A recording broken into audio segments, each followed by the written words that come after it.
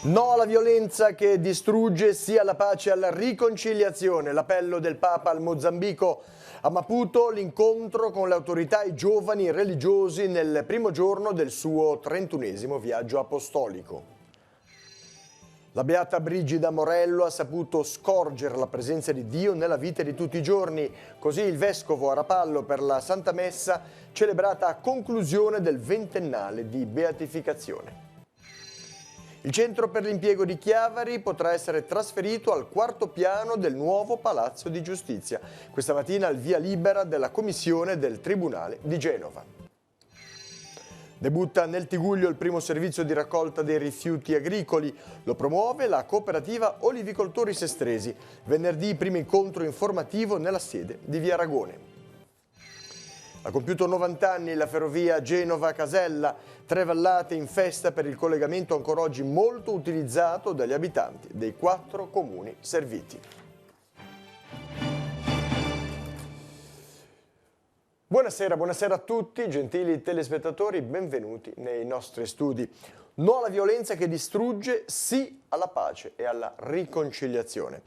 Così il primo discorso è entrato nel vivo. Il viaggio di Papa Francesco in Mozambico. A Maputo, incontrando le autorità, il corpo diplomatico, i rappresentanti della società civile, il pontefice ha elogiato il cammino di pace e di riconciliazione del paese.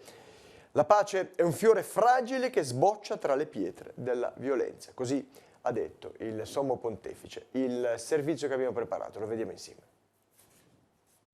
No alla violenza e sì alla pace. A riaffermarlo con forza, citando le parole pronunciate da San Giovanni Paolo II durante la sua visita in Mozambico nel 1988, è stato Papa Francesco che nel primo discorso da Maputo ha elogiato gli sforzi per dare la pace alla nazione da 17 anni al centro di una guerra fratricida.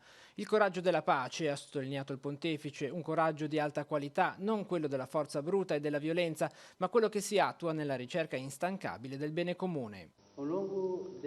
Durante tutti questi anni avete sperimentato la ricerca della pace duratura, una missione che coinvolge tutti, che richiede un lavoro duro, costante e senza sosta, poiché la pace è come un fiore fragile che cerca di sbocciare tra le pietre della violenza. La pace, ha proseguito Francesco, che ha incoraggiato a proseguire nel cammino di consolidamento delle istituzioni, ha reso possibile lo sviluppo del Mozambico in diversi settori, promettenti i progressi compiuti nell'istruzione e nella salute. E poi il pontefice ha lanciato un appello affinché i giovani vengano coinvolti nella costruzione della cultura della pace. Una cultura di pace richiede un costante processo nel quale ogni nuova generazione si vede coinvolta. Perciò il percorso deve essere tale da favorire la cultura dell'incontro e da esserne totalmente impregnato. Riconoscere l'altro, stringere legami, gettare ponti. Voi avete una coraggiosa e storica missione da compiere, ha concluso il Papa. Non smettete di impegnarvi finché ci saranno bambini e adolescenti senza istruzione, famiglie senza casa, lavoratori senza occupazione, contadini senza terra. Queste sono le basi di un futuro di speranza, perché futuro di dignità, ha spiegato Francesco, che ha chiesto infine la cura della casa comune. Identità del sacerdote e del consacrato, inculturazione della fede, spirito di servizio, cultura dell'incontro. Questi alcuni dei temi affrontati dal Papa nel suo discorso questo pomeriggio nella cattedrale di Maputo, dove ad ascoltarlo c'erano vescovi, sacerdoti, religiosi, religiose, seminaristi, catechisti provenienti da tutto il Mozambico. Allora Francesco ha presentato il sì di Maria come l'esempio di chi non si volge indietro e si fida totalmente di Dio. Come Maria è andata fino alla casa di Elisabetta, così anche noi nella Chiesa dobbiamo imparare la strada da seguire in mezzo a nuove problematiche, cercando di non restare paralizzati da una logica che contrappone, che divide, che condanna. Ha detto Francesco, mettetevi in cammino e cercate una risposta a queste sfide chiedendo la sicura assistenza dello Spirito Santo. È Lui il Maestro in grado di mostrare le nuove strade da percorrere. E facciamo adesso un passo indietro. Il secondo incontro ufficiale di Papa Francesco in Mozambico questa mattina è stato coi giovani cattolici, musulmani, indù che lo hanno accolto nel padiglione Maxaquene di Maputo con una coreografia di canti, danze e una parola d'ordine scandita a più riprese in portoghese: riconciliazione. Non lasciate che vi rubino la gioia, ha ribadito il Papa, che ha chiesto ai giovani di essere capaci di creare l'amicizia sociale, di non escludere gli anziani. Il servizio curato da Radio Vaticana, lo vediamo insieme. La grande protagonista dell'incontro interreligioso del Papa con i giovani del Mozambico è la gioia che dalle danze e dai canti dei ragazzi si rispecchia anche nelle parole del Papa. Rispondendo alla domanda di un ragazzo su come i giovani possano contribuire a scrivere una nuova pagina nella storia del paese, il Papa li esorta a non farsi mai rubare la gioia. È il miglior antidoto per smentire tutti quelli che vi vogliono dividere, ma li mette anche in guardia da ansia e rassegnazione. Non è buono darsi per vinti. Quando tutto sembra fermo e stagnante, quando i problemi personali ci inquietano, i disagi sociali non trovano le dovute risposte. Non è buono darsi per vinti. Non è buono darsi per vencido. Ripetevo, non è buono darsi per vencido. Due gli esempi di perseveranza che gli offre il calciatore Eusebio da Silva, chiamato la Pantera Nera, e l'atleta Maria Mutola. E la risposta a come impegnarsi per il paese è proprio quella di restare uniti, al di là, sottolinea, di qualsiasi cosa vi possa differenziare, cercando sempre l'opportunità per realizzare i sogni di un paese migliore, perché ricorda che l'inimicizia sociale distrugge e l'inimicizia più grande è la guerra. Si tratta sempre di sognare insieme, mai contro gli altri, per una nuova pagina della storia del Mozambico. Tutto senza dimenticare che è l'amore di Dio a rendere possibile la riconciliazione. E domani proseguirà il viaggio apostolico di Papa Francesco nell'Africa meridionale. Domani, a partire dalle 8:45, ci sarà la visita all'ospedale di Zimpeta, a cui seguirà alle 10 la celebrazione della Santa Messa nello stadio di Zimpeto. Al termine ci sarà il trasferimento all'aeroporto di Maputo, dove si svolgerà la cerimonia di congedo e quindi la partenza dall'aereo papale per il Madagascar. L'arrivo all'aeroporto di Antananarivo è previsto per le 16:30, dove è in programma la cerimonia di benvenuto. Tutti questi appuntamenti saranno trasmessi in diretta su Telepace 1 al canale 15 del vostro telecomando. Il Papa lo ha ricordato questa mattina durante la Santa Messa presieduta in Nunziatura a Maputo come un uomo di dialogo e di pace. È mancato infatti il cardinale Roger Etchegaray. Il porporato francese aveva 96 anni, è stato uno dei più stretti collaboratori di San Giovanni Paolo II, impegnati in missioni di pace nel mondo, promotore di dialogo e di ecumenismo. Ha organizzato lo storico incontro interreligioso ad Assisi nel 1986. Francesco lo ha ricordato questa mattina insieme al cardinale Pimiento, scomparso martedì scorso. Domani sera, subito dopo la rubrica Noi Chiesa, che andrà in onda intorno alle 21:40 sul canale 15, ritrasmetteremo l'intervista al cardinale Etchegaray che Telepace fece nel 2013 per il programma dedicato ai 50 anni dall'inizio del Concilio Vaticano II.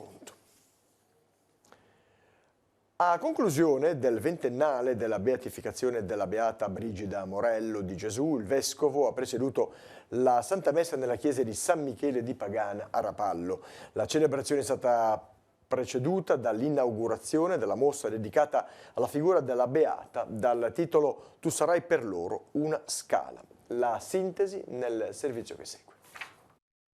Scoprire la volontà di Dio negli avvenimenti e riempirli di fede. A San Michele di Pagana il vescovo si sofferma su questo aspetto della beata Brigida Morello. È un insegnamento attuale, dice Tanasini. Oggi infatti pensiamo che tutto accada per caso. Ci dice no, nelle vicende della vita devi scoprire la volontà di Dio. Dio ti conduce. Se lo sai ascoltare, sai scoprire la sua volontà. Brigida Morello, prosegue il vescovo, ha percorso strade che mai avrebbe immaginato. Fedele sposa e madre, non avrebbe mai pensato di fondare una congregazione religiosa. Lasciandosi guidare da Dio però è stata pronta a cambiare rotta. È diventata religiosa e grande figura di educatrice. E per tutti noi, e direi per tanti che l'hanno accostata, è stata madre. una scala, come dice appunto il tema della mostra di oggi, una scala che avrebbe aiutato a portare al Signore. Prima della messa è stata inaugurata una mostra sulla Beata. I pannelli raccontano la sua crescita, la beatificazione nel 1998, la fondazione dell'Ordine delle Orsoline e il suo messaggio attuale. Tutto questo è stato riassunto poi anche in un piccolo libretto che è una sorta di catalogo della mostra che auspichiamo faccia piacere e per il quale devo ringraziare personalmente Teleradio Pace perché ha messo a disposizione proprio gli spezzoni originali delle trasmissioni che hanno raccontato in diretta quella che è stata la cerimonia di beatificazione avvenuta a Roma. Rapallo, che ha dato i natali a Brigida Morello, vuole bene alla Beata e al segno lasciato in questa sua terra, l'Istituto delle Suore Orsoline. Ed è presente, ecco, direi che in tanti anni, secoli anche, non si è mai allontanata, sa che questa è la sua terra, sa che c'è chi aspetta la sua protezione e non viene meno. Da oggi la provinciale 227 di Portofino è tornata alla normalità. Si sono conclusi infatti i lavori alla strada dopo che ieri era stata ultimata la pavimentazione per adeguarne livelli e pendenze. Queste ore è stata tracciata la segnaletica orizzontale, mentre è stato eliminato definitivamente l'impianto semaforico che in questi mesi ha regolato la circolazione a senso unico alternato. A denunciarlo con soddisfazione il consigliere metropolitano alla viabilità Franco Sennarega. Il centro per l'impiego di Chiavari potrà essere trasferito al quarto piano del nuovo Palazzo di Giustizia di Corso De Michiel.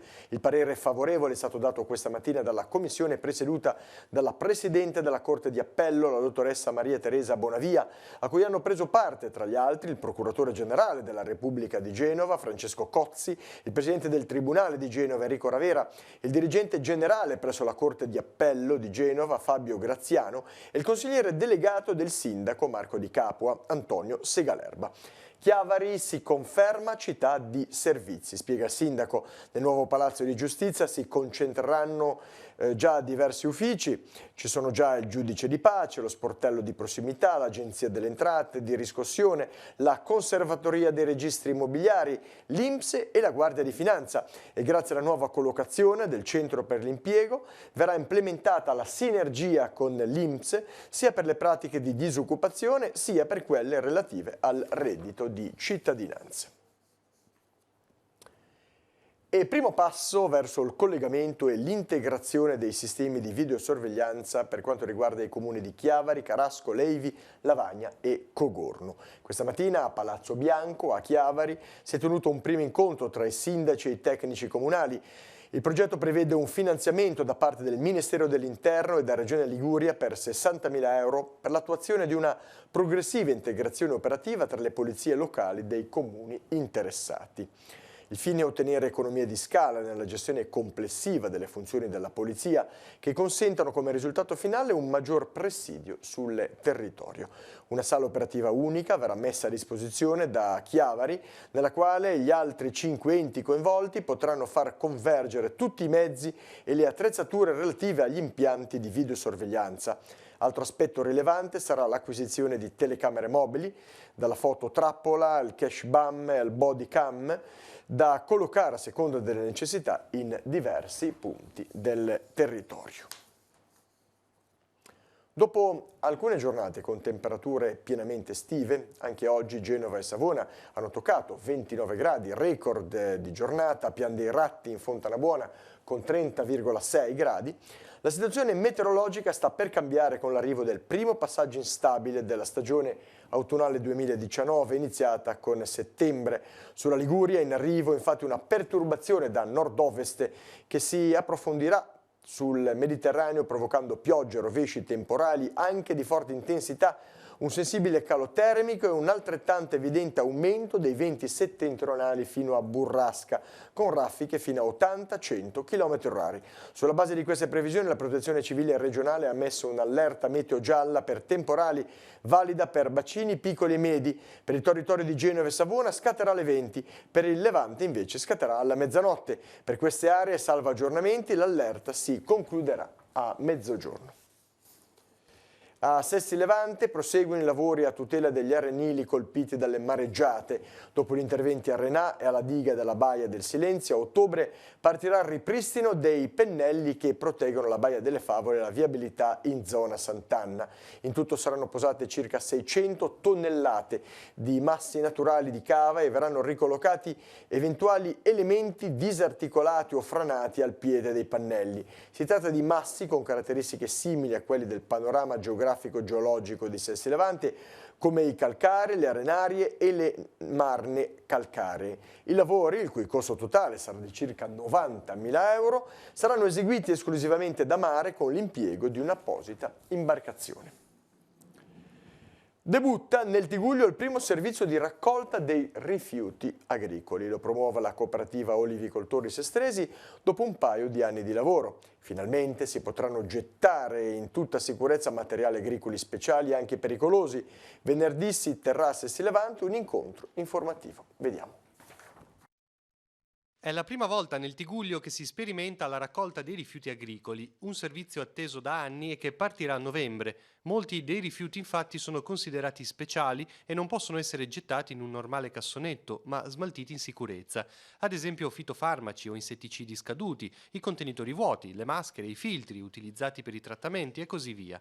Il servizio è promosso dagli olivicoltori sestresi. Nicola Gandolfo spiega come fare per aderire. Viene da noi, lo iscriviamo online alla piattaforma di Carvin, che è la ditta di ambiente toscana che fa questo servizio per conto della cooperativa con la quale noi siamo convenzionati, verifica quanta quantità di rifiuti da smaltire ha e si mette d'accordo direttamente con la ditta per lo smaltimento. La ditta verrà un giorno convenzionato in cooperativa, sia a Sestri che a Panesi, si informerà con il cittadino della determinata ora, si darà un appuntamento, lui porta i suoi rifiuti, gli viene ritirato il tutto a fronte di una spesa che varia dal socio a non socio della cooperativa, e gli viene però rilasciato il formulario dei rifiuti con cui lui dimostra come ha scaricato il rifiuto pericoloso o non pericoloso. Un incontro informativo sul tema si terrà venerdì 6 settembre alle 18 in cooperativa Sestri Levante.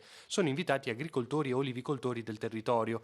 Il servizio infine è utile ma costoso sia per la ditta sia per la cooperativa, perciò è importante stabilire i giorni precisi per il ritiro dei rifiuti. Loro verranno a fronte di 30-40 richieste al giorno, o se sono anche di più si fermeranno più giorni. L'importante è che quando loro vengono ci mettiamo d'accordo in modo che non perdere tempo e che siano tutti appuntamenti predeterminati, in modo che uno si tiene a casa i suoi rifiuti e li smaltisce una volta o 2 volte all'anno.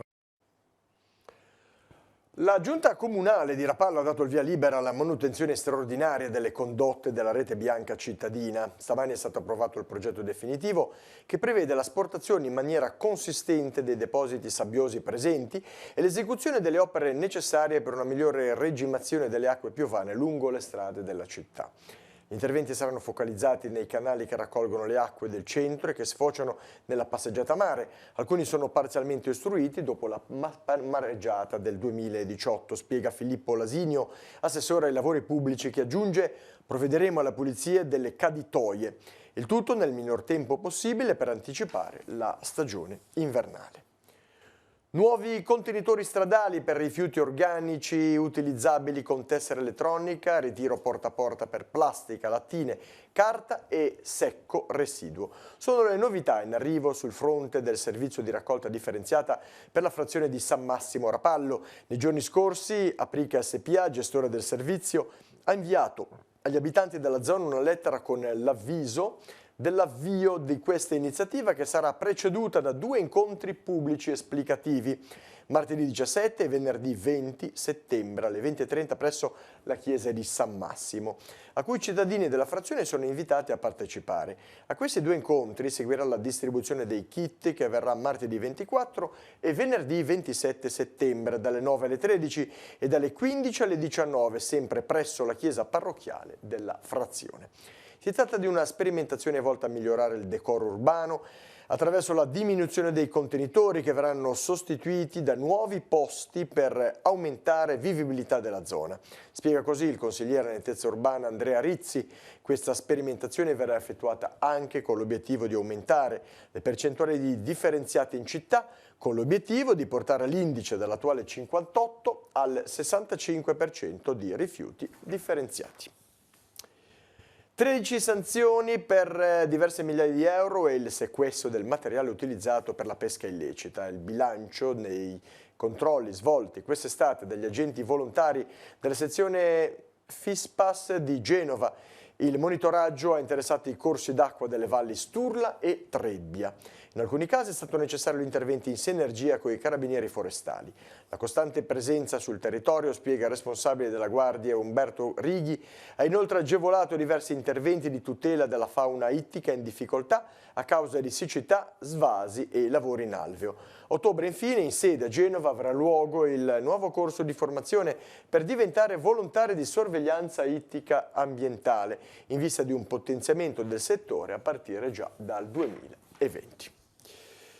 Passiamo alla cronaca. Aveva in casa un'arma da fuoco clandestina e munizioni senza le autorizzazioni necessarie. Un 57enne di Lavagna è stato arrestato dai carabinieri per detenzione di arma clandestina e ricettazione. Durante una perquisizione domiciliare gli agenti gli hanno trovato una pistola revolver calibro 357 Magnum carica, risultata essere arma clandestina con matricola Brasa. Inoltre sono state rinvenute munizioni, parti disarticolate di varie armi e un caricatore per pistola semiautomatica. Le armi sono state sequestrate, l'uomo è stato tradotto al carcere di Genova Marassi. Ora spazio all'economia, parliamo di ISEE, indicatore che serve a valutare e confrontare la situazione economica delle famiglie. A partire da quest'anno la dichiarazione sostitutiva unica ha validità sino al 31 di dicembre. A ricordarlo è l'INPS con una nota pubblicata alcuni giorni fa. I dettagli nella scheda della settimana. La sigla.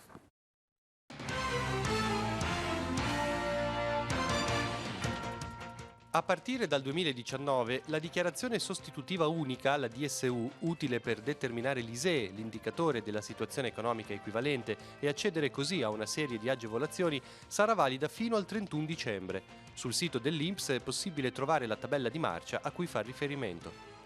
Inizialmente la DSU sarebbe dovuta essere valida dalla data di presentazione sino al successivo 31 di agosto. Tuttavia, il decreto crescita ha stabilito che il documento ha validità dal momento della presentazione sino al successivo 31 dicembre. In ciascun anno, all'inizio del periodo di validità, fissato al 1 gennaio, i dati sui redditi e sui patrimoni presentati nella dichiarazione sono aggiornati prendendo a riferimento il secondo anno precedente. Resta ferma la possibilità di aggiornare i dati prendendo a riferimento i redditi e i patrimoni dell'anno prima, qualora vi sia convenienza per il nucleo familiare. Sul piano pratico, dunque, i cittadini che hanno presentato la dichiarazione per l'elaborazione del modello ISEE nel corso del 2019 potranno utilizzarla anche oltre il 31 agosto di quest'anno. Chi ha bisogno di richiedere sussidi economici o agevolazioni sul costo di alcuni servizi, dall'istruzione al trasporto pubblico, può utilizzare le informazioni certificate dall'INPS nell'arco dell'anno, ancora per tutto il mese di settembre, ottobre, novembre e dicembre. L'INPS precisa che le DSU già attestate, che scadevano il 31 agosto 2019, sono state aggiornate sul portale con la nuova data di scadenza. In altre parole, la validità della DSU ora segue l'andamento dell'anno solare e si esaurisce con il suo ultimo giorno. In questo modo sarà più semplice ricordare quando ripresentare tutte le informazioni necessarie a descrivere la situazione economica del nucleo familiare per il rinnovo del modello ISEE. Torniamo in studio. Il Movimento 5 Stelle segnala lo stato di abbandono in cui versano i servizi igienici di casa Gaffoglio a Rapallo. La situazione provoca disagio per le associazioni che coesistono e prestano servizi all'interno della social house. Dalla primavera 2018, segnala il Movimento, tutti e 4 i servizi igienici ad uso comune di cui è dotato il centro risultano chiusi in quanto guasti ed ancora oggi risulta essere in funzione un solo bagno, ovvero quello destinato ad accogliere settimanalmente i senza tetto e che deve quindi essere condiviso da tutti gli ospiti della struttura, anziani, disabili e ragazzini. I 5 Stelle hanno presentato un'interpellanza al sindaco e alla giunta per chiedere chiarimenti. Ha compiuto 90 anni la ferrovia Genova-Casella, il collegamento ferroviario a scartamento ridotto tra il capoluogo e la Valle Scrivia, uno dei pochi in quanto ancora attivi in Italia. Un'attrazione turistica ma anche un servizio di trasporto pubblico ancora molto utilizzato dagli abitanti dei 4 comuni serviti. Diversi sono stati i momenti di festa organizzati lo scorso fine settimana. Noi siamo andati a vedere.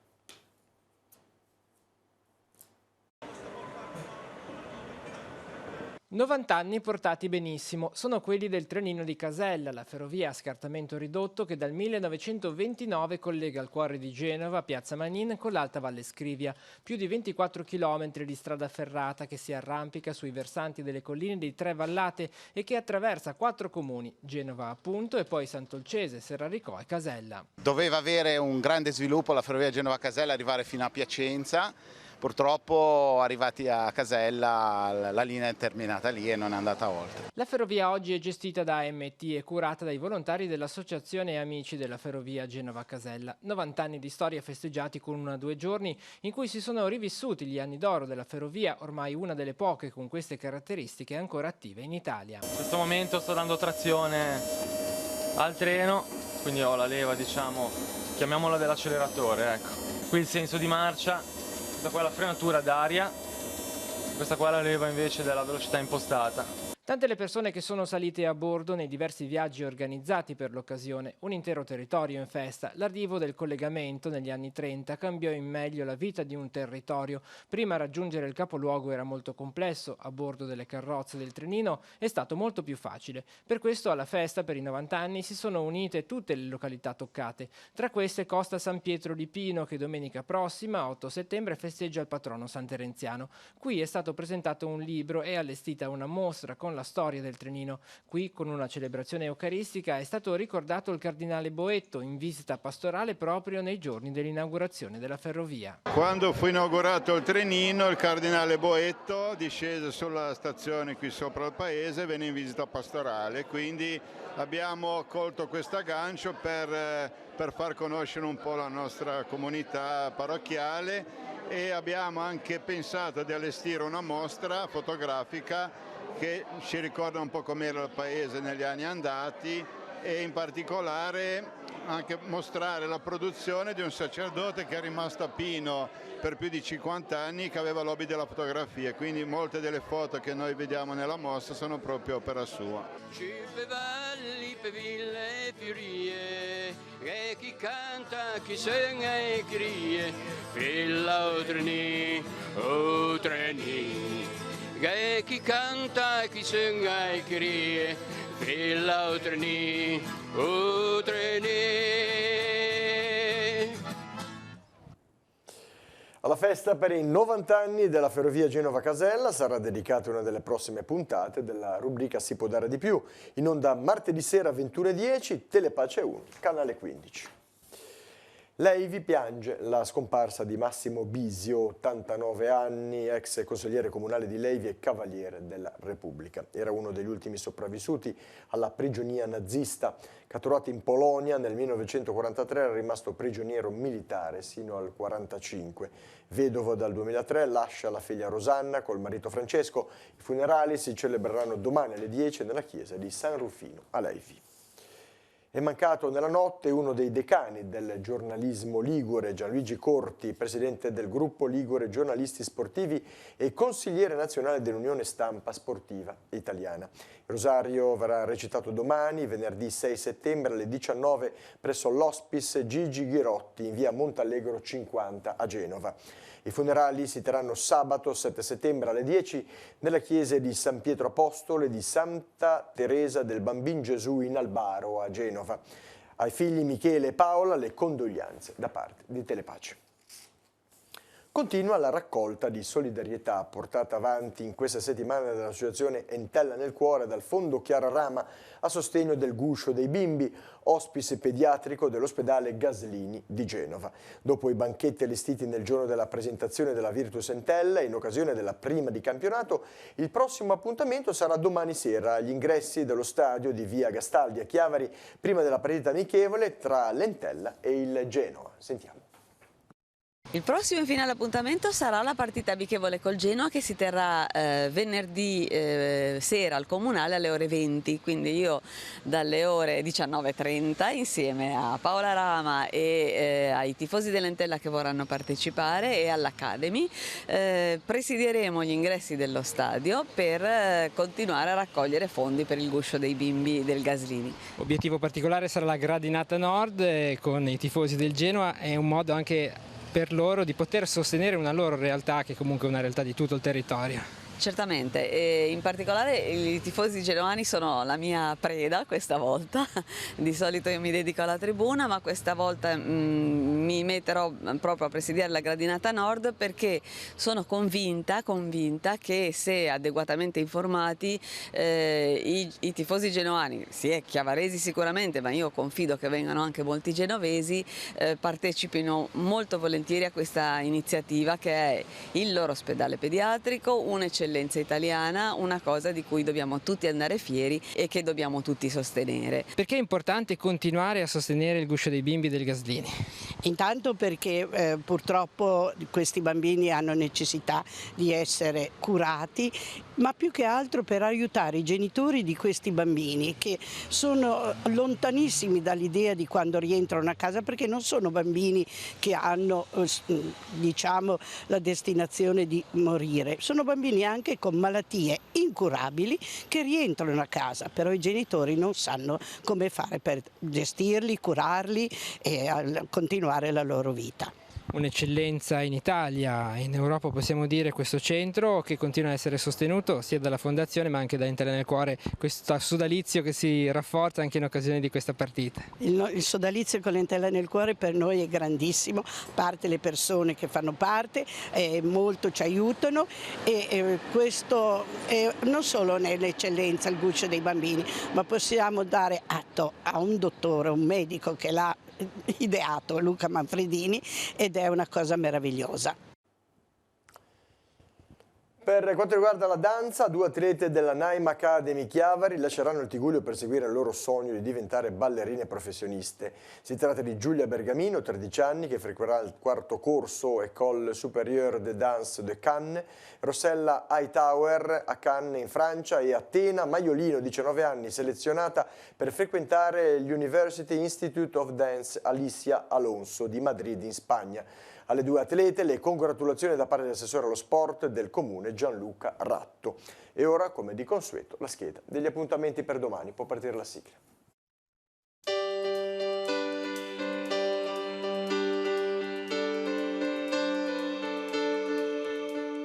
Appuntamenti in agenda per venerdì 6 settembre. Apertura del Museo Archeologico di Chiavari in via Costaguta dalle 9 alle 14. Su prenotazione è possibile richiedere un servizio didattico gratuito. Apertura alle visite del Museo del Merletto di Villa Tigulia Rapallo dalle 9:30 alle 14.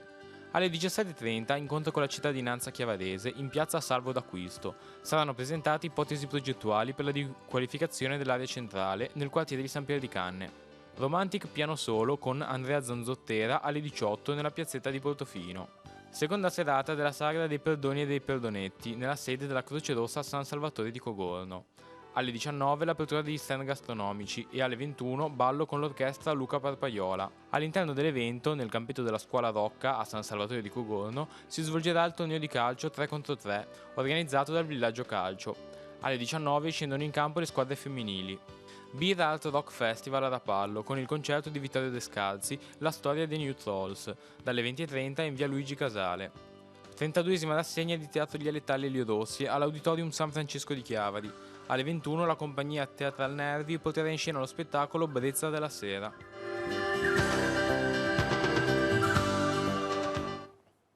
Questa era l'ultima notizia del giornale, prossimo appuntamento rinnovato domani ore 12:45 col TG13. Grazie per la vostra cortese attenzione, l'augurio di una buona serata con i programmi di Telepace. Arrivederci.